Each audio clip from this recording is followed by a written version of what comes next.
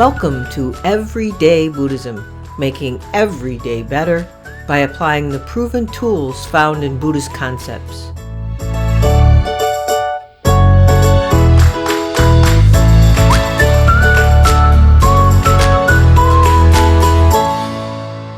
Welcome to episode 15 of Everyday Buddhism, making every day better.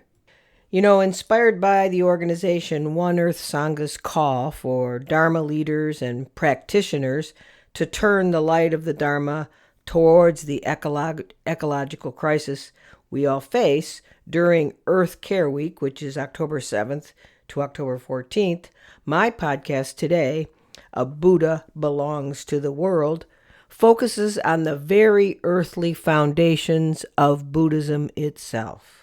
One Earth Sangha is a wonderful virtual Sangha if you're not aware of it.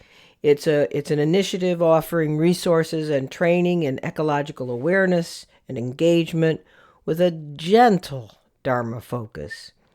I completed one of their Eco-Sattva trainings and wholeheartedly recommend checking them out if you're interested. And I will post a link to One Earth Sangha and the Eco-Sattva trainings in my episode show notes on my website.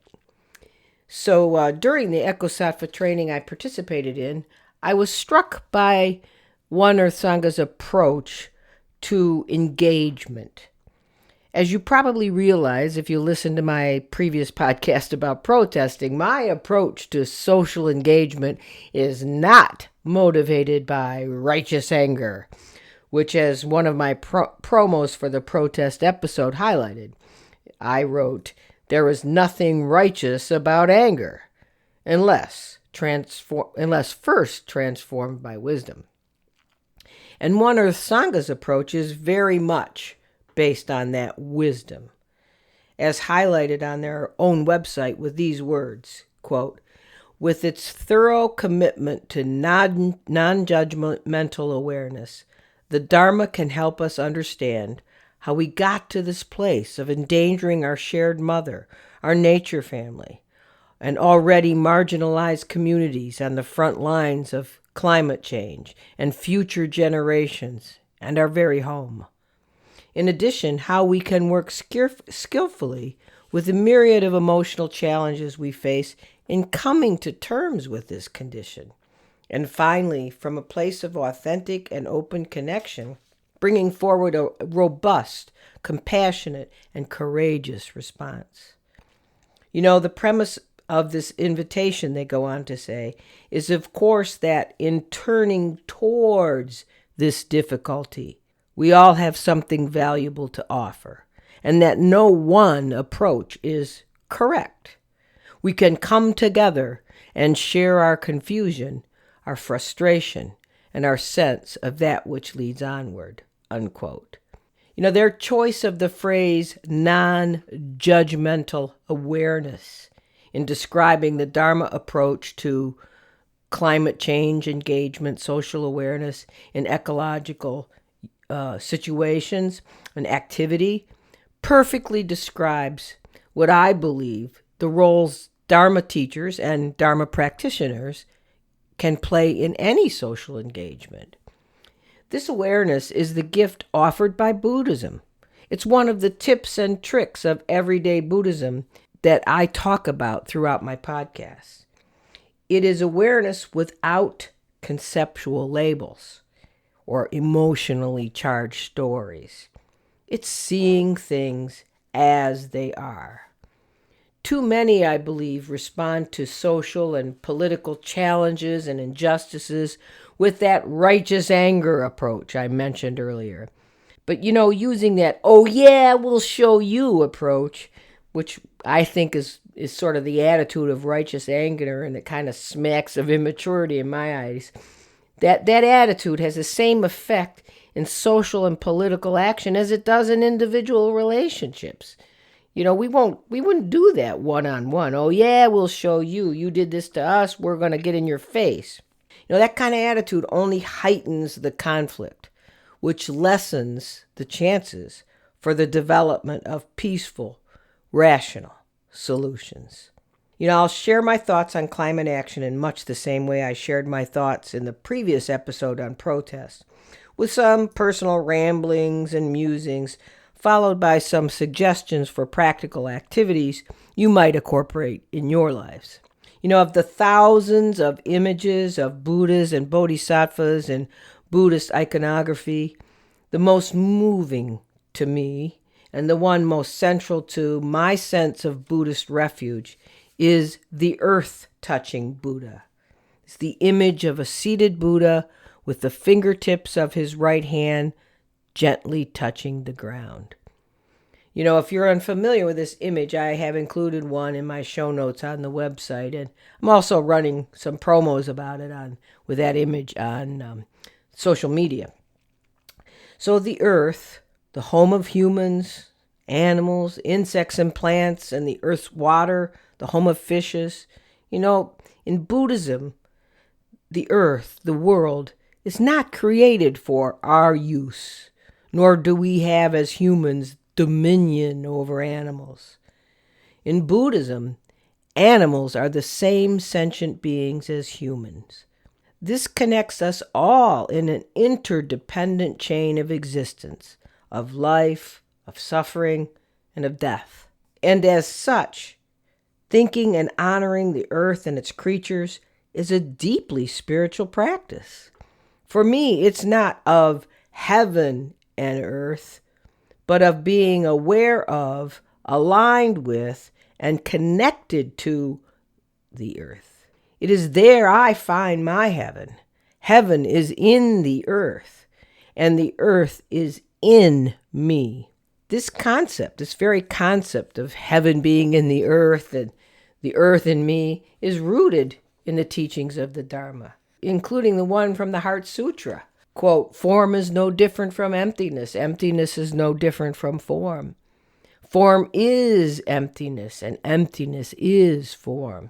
And as Nagarjuna, one of the most important Buddhist philosophers who was credited with developing the philosophy at the core of the Prajnaparamita Sutras, which are the ones that include the Small Heart Sutra, he stated, "Nirvana, or heaven, if you allow this rough categorization, is the same as samsara, our world of birth and death on the earth.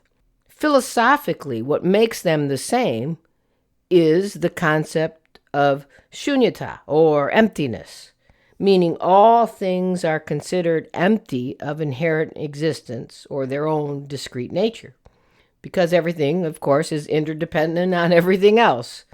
We've talked about this. So I'm going to go off the track a bit here with some more ramblings on Nagarjuna, but I think it will be helpful for your understanding, and also in supporting your own personal work with a non-judgmental, or forming a non-judgmental awareness. So a little more on Nagarjuna's philosophy. He felt the term nirvana was useful for indicating spiritual release, but only if it did not refer to something that could be an object for clinging. Nirvana, for Nagarjuna, is, if seen as something inherently existent, is an illusion that will perpetuate more grasping, followed by more suffering. Drilling this down to the subject of our discussion today, and my claim that heaven is in the earth, leads us to the awareness of the futility of grasping at a heaven, grasping at a nirvana, or as something other than us on the earth, something out there. In giving up the grasping at heaven out there, our home, our very home, Mother Earth, offers us the heaven right under our feet. Tying this consideration of ecological issues, preservation of habitat, protection of wildlife, tying it to our very life, our everyday life, is an important practice in helping us feel our interdependence and connection to our natural home. We talk about everything being interdependent, nothing having a discrete and unique existence. without everything else interacting with it. We talk about it as a philosophical concept, but how can you feel that? You can feel that by understanding the interdependence we have on the earth. We are sharing this home, the natural home of ours, with the natural home of millions of other living beings, insects, animals, toads, frogs, fishes, everything. And for me, as I believe is true for many, my personal connection to nature, to the natural world, is something I feel deeply as I walk in the woods, or sit under a tree, or gaze at a lake or river. So it's also part of my practice. Just walking into the backyard and the trees in our vegetable garden, seeing the birds, the squirrels, the chipmunks, the toads, while I pick up my dog's poop. Many times that's the best meditation of my day. Many live separated from this living earth in big cities. These big cities, sure, they provide economic opportunities, comforts, and conveniences, but they're alienated from nature.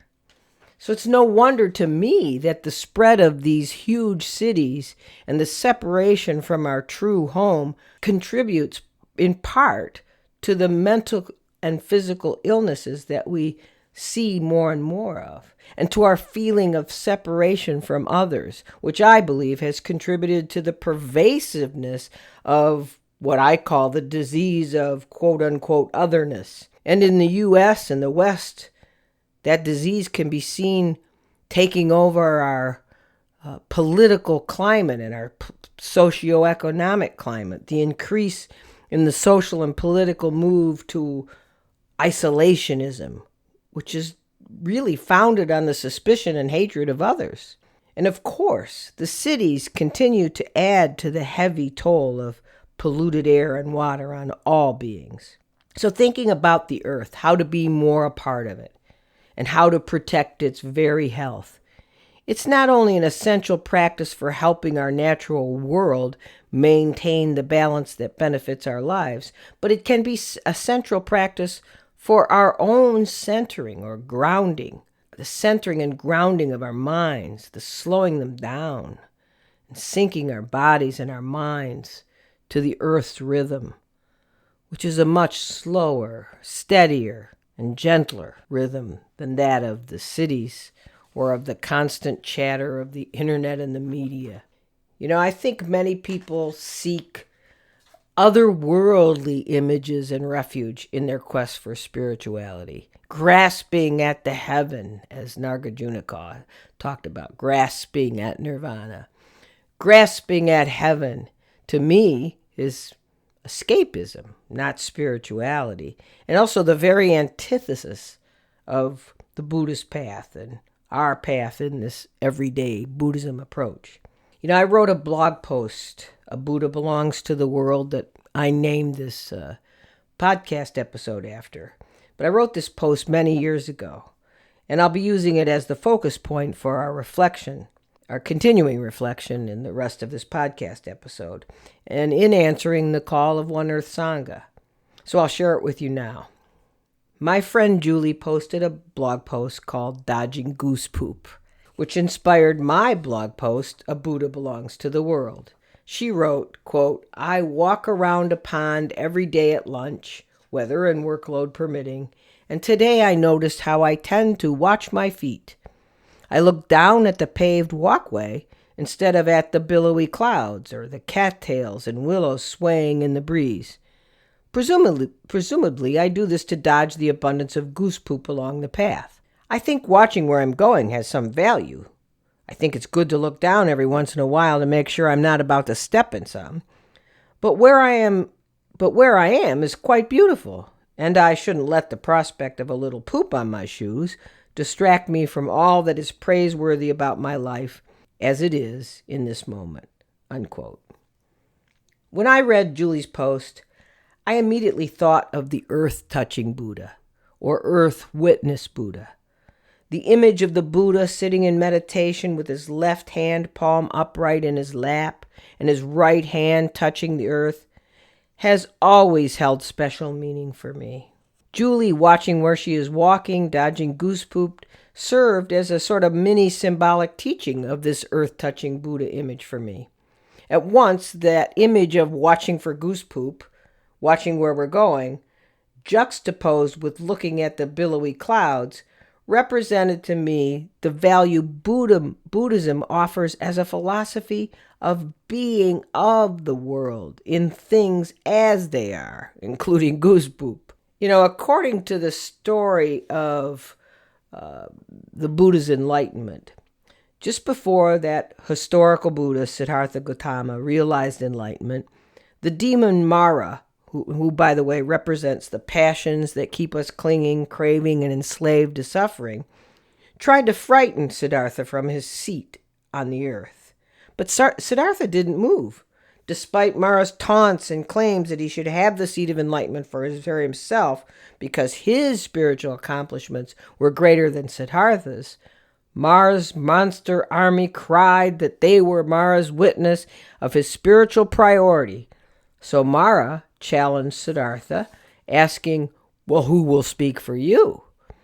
Siddhartha reached out his right hand to touch the earth, and the earth itself rumbled. The earth said, "I bear you witness."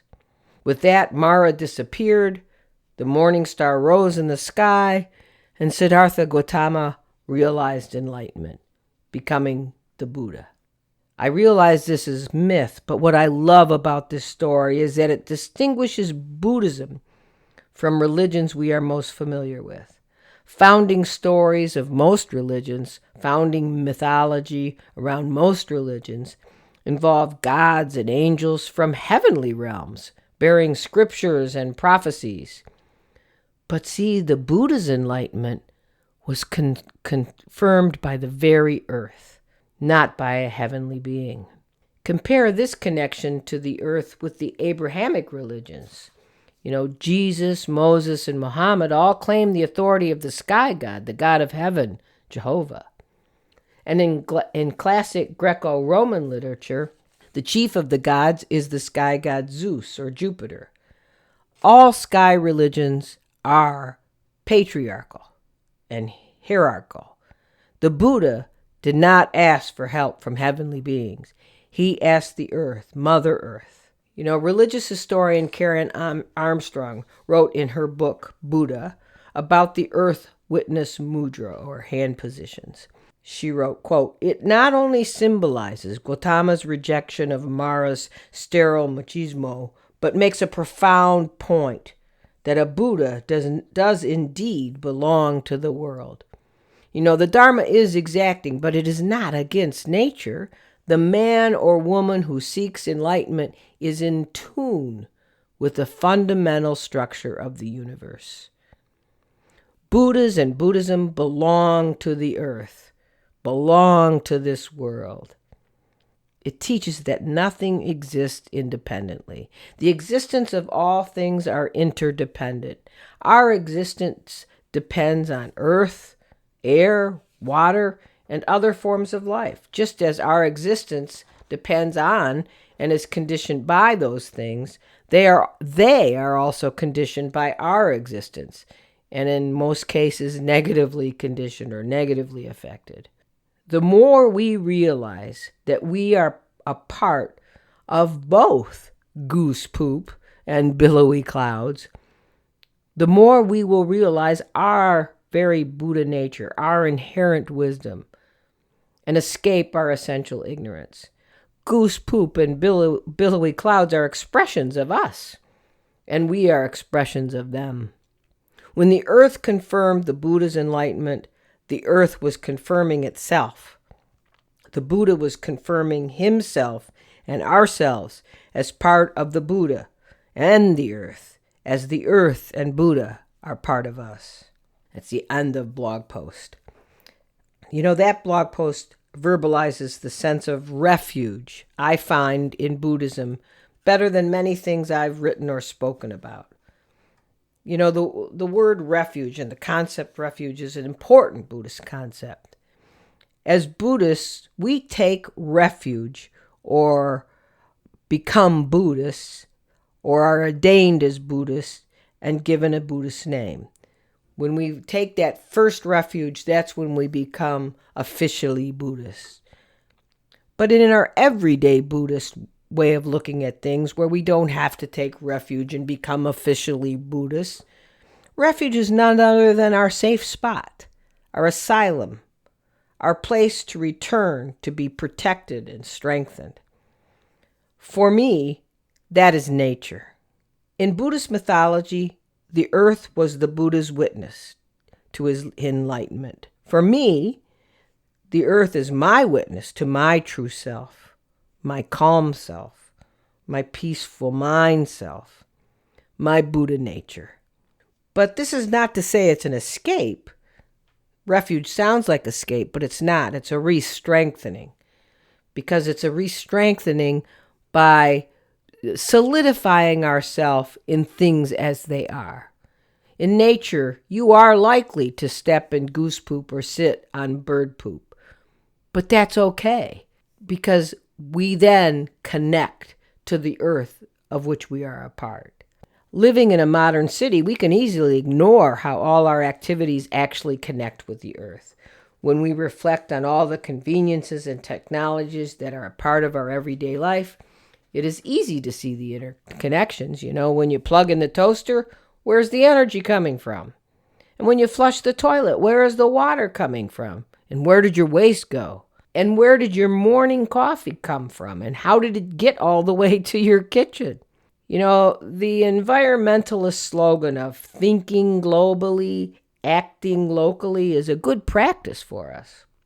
And it's very aligned with Buddhist philosophy. We think globally by contemplating the interdependence of all things. Nothing exists except in relationship with other things. And then we act locally by using that knowledge, that wisdom, to live mindfully with a clear understanding of the reality, purposes, and consequences of all our daily actions.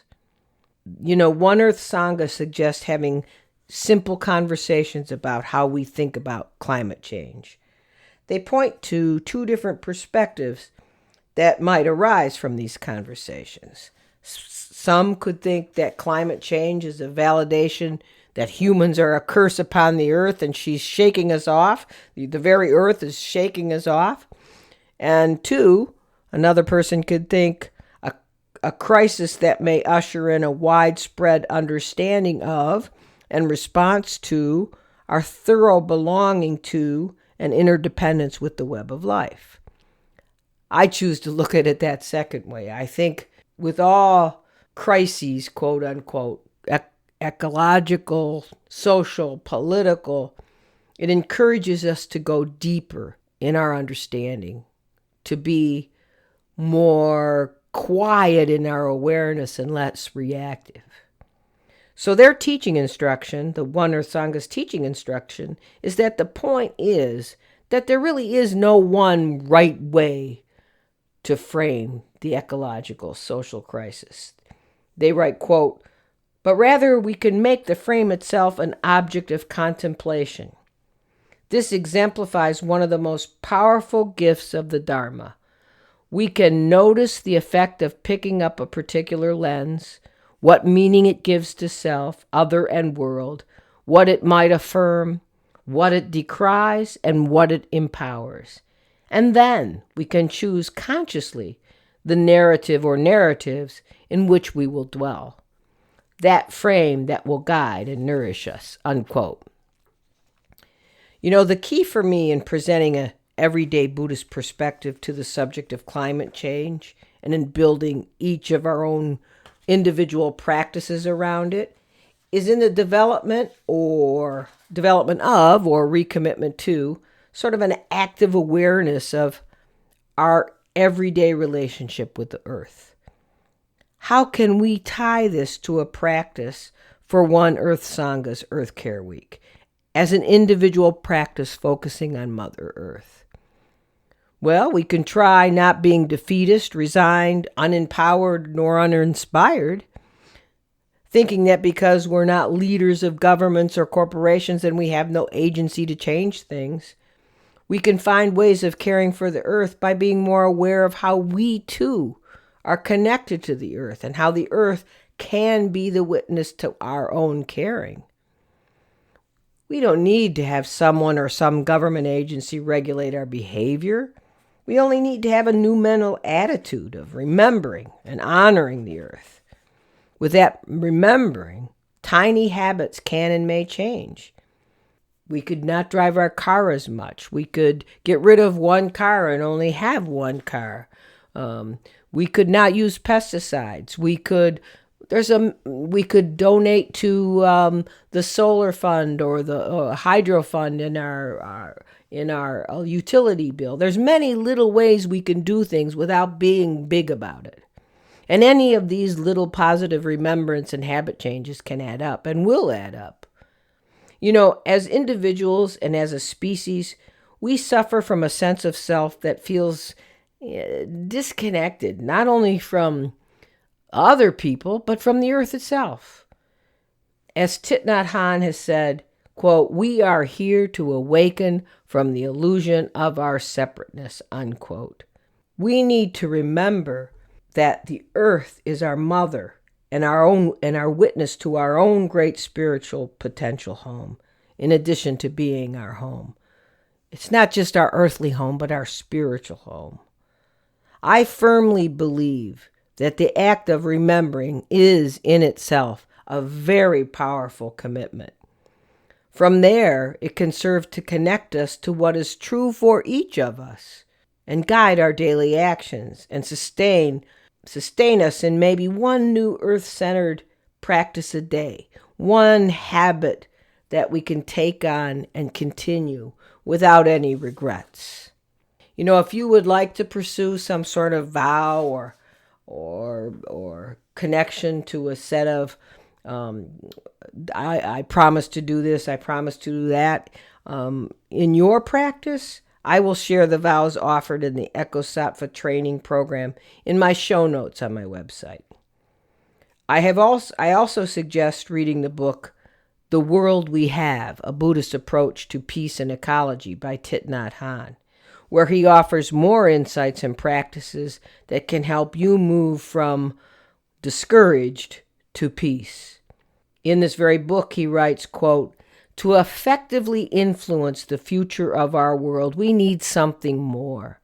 Real strength can be found not in power, money, or weapons, but in deep inner peace. When we have enough insight, we are not caught by many difficult situations easily. When we change our daily lives, the way we think, speak, and act, we change the world. It is important for us to live in such a way that in every moment we are deeply there with our true presence, always alive and nourishing the insight of interbeing. Without peace and happiness, we cannot take care of ourselves, other species, or the plants. That's why the best way to care for the environment is to care for the environmentalist." Unquote. For more reflection in growing your awareness of the earth and our connection to it, I offer this other book recommendation, The Practice of the Wild by Gary Snyder. Actually, I recommend any book by Gary Snyder. You know, Bill McKibben, the renowned environmentalist and journalist, reviewed Gary Snyder's book with these lines, quote, "Gary Snyder's deep hope that someday we might all be Native Americans at home in our grand place is the only hope we have. This is an exquisite book and a hard one. Read it and then live it as best you can." Unquote. In closing, I will leave you with this from Gary Snyder's Practice of the Wild. "The wilderness pilgrims step by step, breath by breath, walk up a trail into those snowfields, carrying all on the back, is so ancient a set of gestures as to bring a profound sense of body-mind joy." Not just backpackers, of course. The same happens to those who sail in the ocean, kayak fjords or rivers, tend a garden, peel garlic, even sit on a meditation cushion. The point is to make intimate contact with the real world, the real self. Sacred refers to that which help take us out of our little selves into the whole mountains and rivers mandala universe. Inspiration, exaltation, and insight do not end when one steps outside of the doors of the church. The wilderness as a temple is only the beginning. One should not dwell in the specialness of the extraordinary experience, nor hope to leave the political quag behind to enter a perpetual state of heightened insight. The best purpose of such studies and hikes is to be able to come back to the lowlands and see all the land about us, agricultural, suburban, urban, as part of the same territory. Never totally ruined, never completely unnatural. It can be restored, and humans could live in considerable numbers in much of it. Great brown bear is walking with us, salmon swimming upstream with us, as we stroll a city street. That's it for today's episode. Thanks for joining me, and thanks again to everyone who donated and commented on my podcast over the past weeks. As I said before, I always try to reach out. There's still a few I owe a note to, but I always try to reach out with a private email of thanks. But be patient. The numbers are growing. My listener numbers are growing. My commenter numbers are growing. So it might take me a little time to get in touch. But as always, if you do like this podcast, please consider supporting my work through a recurring or one-time donation on my Patreon page at www.patreon.com/everydaybuddhism or through the donate page on my website, everydaybuddhism.com. Until next time, keep making your everydays better.